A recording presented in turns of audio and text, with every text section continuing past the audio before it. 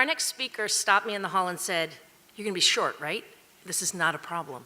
I am thrilled as a communicator to introduce her. I've witnessed her passion not only in the school system, but in Greater Salisbury Committee, in the Chamber of Commerce, and in the newly formed Wicomico County Education Foundation. Donna Hanlin is our superintendent, is a from here, a come back here, and most importantly, a wanna be here. She leads from experience as a teacher, a principal, a senior level administrator, and most importantly, with a passion for our children's educational experiences. Here to talk about seeing education as an investment, Donna Hanlin.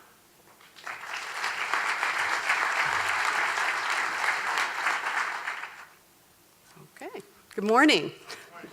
It's great to be here once again this year with everyone and to be included. We really appreciate the Chamber's recognition of our important contribution as a school system to the economy of our community.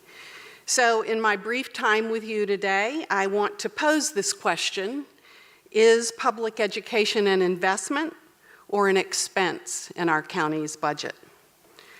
So let me begin by saying how grateful I am to the community and how you've embraced Imagine 2022, the Wicomico County Public Schools strategic plan. Imagine 2022 is not only a strategic plan, but it represents the school system's commitment to ensuring that all students learn and are future ready. And your support and engagement in our schools and our school system demonstrates that you share in that commitment of our goals.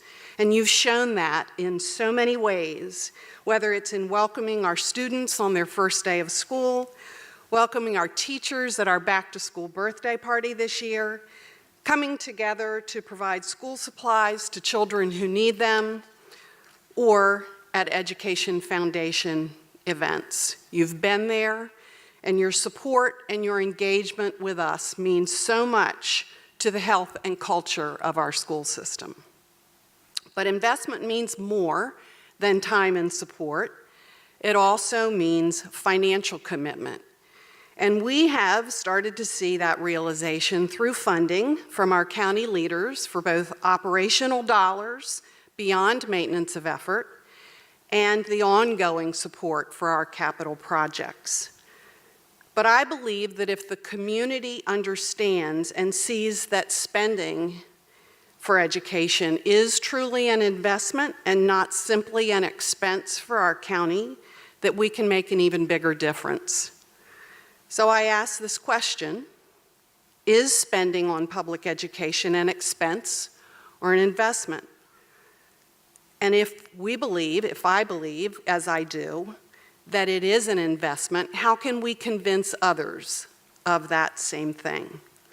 Well, the 9 Eastern Shore counties of the Eastern Shore, ESMEC, that's the Eastern Shore Consortium of Maryland, came together and asked Beacon, as we're all familiar, enlisted the support of Beacon at Salisbury University under the strong direction of Drs. Memo Derricker and Sarah Guy, to do a study for each one of the 9 school systems to analyze the economic impact of each of our public school systems on the economy of our communities. The study was just presented yesterday at our ESMEC meeting, but I was able to get some preliminary numbers to share with you ahead of time today, and I'd like to do that, to share with you some of the compelling data that come from this study. The report will be available in the coming weeks on our website, but in the 15 minutes that I have with you this morning, I'm going to share just enough with you to whet your appetites, to go back and read this study in further detail. The figures that I'm going to share with you do come from proven economic models and research, but to see those details, again, please make sure that you study this report completed by Beacon once it's posted on the website. The study is broken down into 4 areas that you see displayed. And I want to share with you, as I indicated, the findings from each of these areas so that we can answer this question about investment versus expense.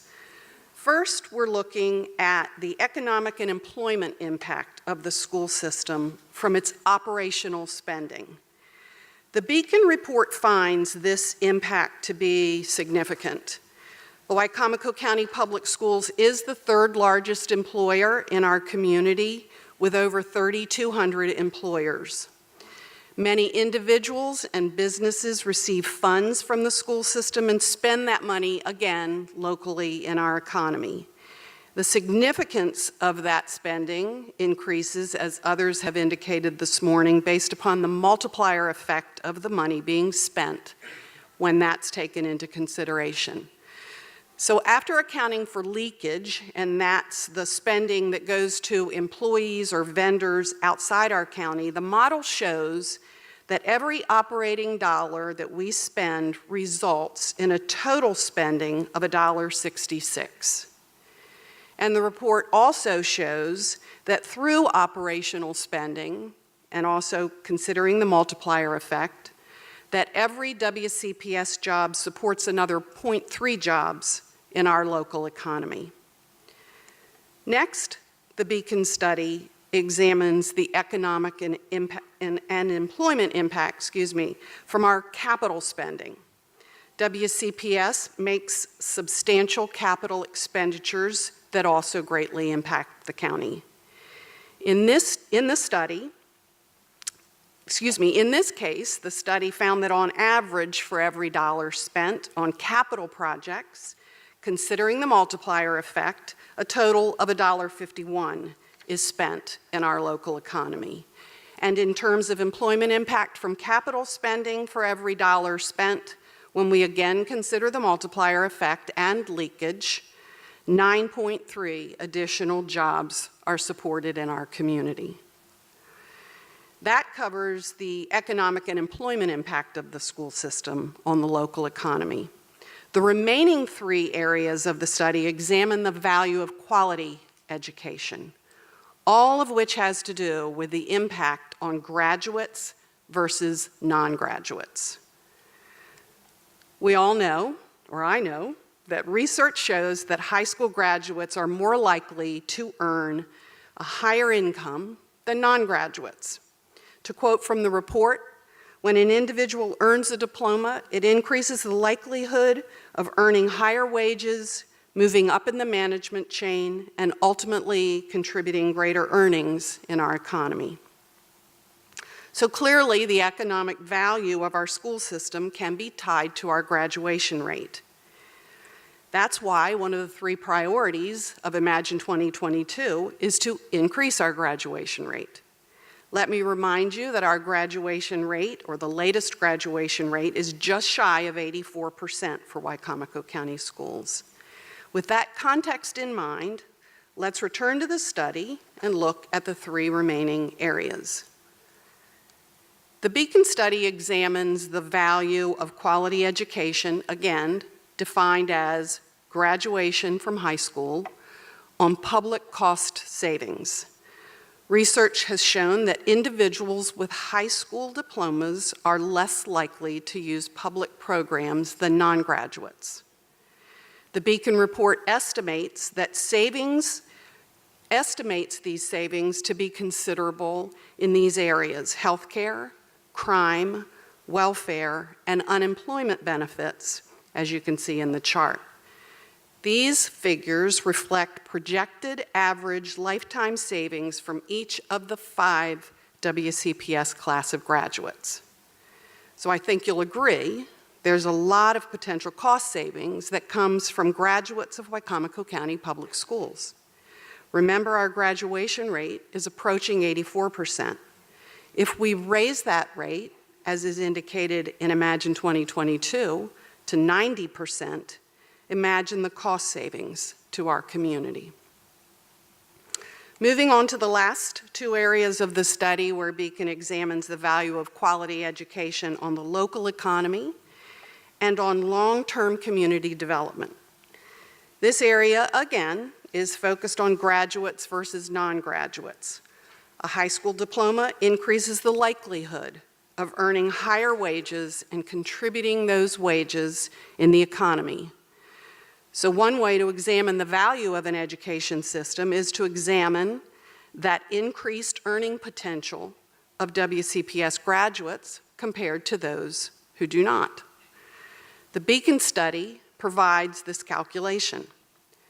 The study calculates the incremental difference in lifetime earnings of graduates compared to non-graduates over their expected work life.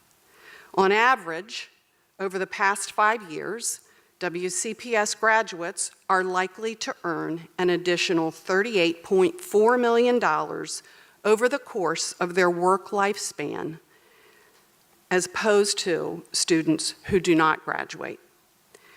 Those additional earnings result in increased spending in the community. The increased spending then results in additional income tax revenues for the local government of approximately $831,000 per graduating class, again, over the course of graduates' work lifespans. All of this is to say that investing in strategies to increase graduation rate ultimately pays dividends for our community. Finally, the Beacon study examines the value of quality education, but this time on community development. In any given community, as the presumed quality of public education increases, there is a parallel effect on owner-occupied housing and real property values. Owner-occupied housing typically represents families who are more likely to stay in our community, reinvest their earnings, whereas renters are typically less committed to the community. High school graduates, again, have more buying power and it is therefore to our advantage to increase the number of graduates who can purchase homes and reinvest in our community. When a community offers a level of education superior to other areas, people are more willing to pay. They're more willing to pay a higher premium to live in those areas. And additionally, high school graduates have more buying power and will purchase homes in more desirable areas. Assuming that every 2018 WCPS graduate were to stay in Wicomico County, the study found the class of 2018 is estimated to generate additional real property values of close to $2.6 million as compared to those who do not graduate from high school. And we've talked about a lot of numbers, or I've shared a lot of numbers with you today, all of which is to point to the relationship between the value and the quality of a school system on our economic development. And I think what I see, is a cyclical pattern or even a snowball effect, if you will. Families are attracted to quality schools, however one defines quality. But certainly our ability to graduate students from high school is part of that quality. As families move to the area and as families move to the area and as graduates contribute to the economy, then property values increase. And as the population grows, then commerce grows and new businesses are attracted to the community. And when the community is prospering and our schools are well funded, more families are attracted to the area and on, but it starts with quality schools. So as we consider how we define quality schools, there's a new benchmark in the state of Maryland that you may have been hearing about over the course of the last few days, and that's the ESSA star ratings. I'm not going to take time this morning to go into detail with you about how the star ratings are derived, but there are multiple measures that determine a school's rating in Maryland. Generally, at the elementary level, 35% of the total points are derived from school climate, attendance rates, access to a well-rounded curriculum, whereas 65% comes from academic success measures, including scores on state assessments, progress of our English language learners, and success in a well-rounded curriculum. And those same measures are used in middle school, and in the high school, the ratings also consider graduation rate, and the percentage of students who are completing accelerated coursework. So on Tuesday, the Maryland State Department of Education released star ratings for all schools in Maryland. And based upon this star rating of 1 to 5, with 5 being the highest rating that a school can earn, I'm pleased to share with you that Wicomico County schools, 6 schools received 3 stars, and 12 of our schools received 4 stars. MSDE, I also want to mention Evening High School. The Maryland State Department of Education also included Evening High School in these ratings because it is technically a school. However, if you know anything about our Evening High School, it's a very atypical school. In fact, it's designed for students who we want to try to provide an atypical schedule with different attendance requirements, different scheduling, and they were graded based upon the same metrics, and they received a 1 star. And I can tell you that in Wicomico County, as well as other school systems across Maryland, we are currently in conversation with MSDE about whether those kinds of alternative programs should be graded based upon the same metric. But I did want to share with you that we did have Evening High School as a 1-star rating. And primary schools that go only through grade 2 were not rated because they do not administer state assessments below grade 2. So again, I am very pleased with our ratings for Wicomico County.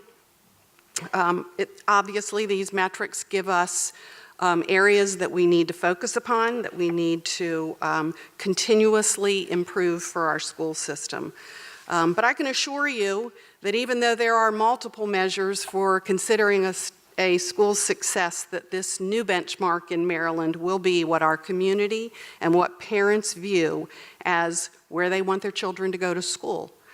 So this is the new reality for us in public schools. I can also assure you that Imagine 2022 is well aligned with the metrics that make up the ESSA star ratings. So I just will pose again one more time. Should we invest in strategies to support Imagine 2022 to increase our graduation rates in Wicomico County?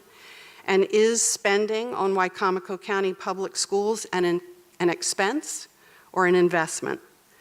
And I hope that you'll agree that there is a direct relationship between the success of your public schools and the economic health of our community, and that you will agree that funding your public schools is critically important.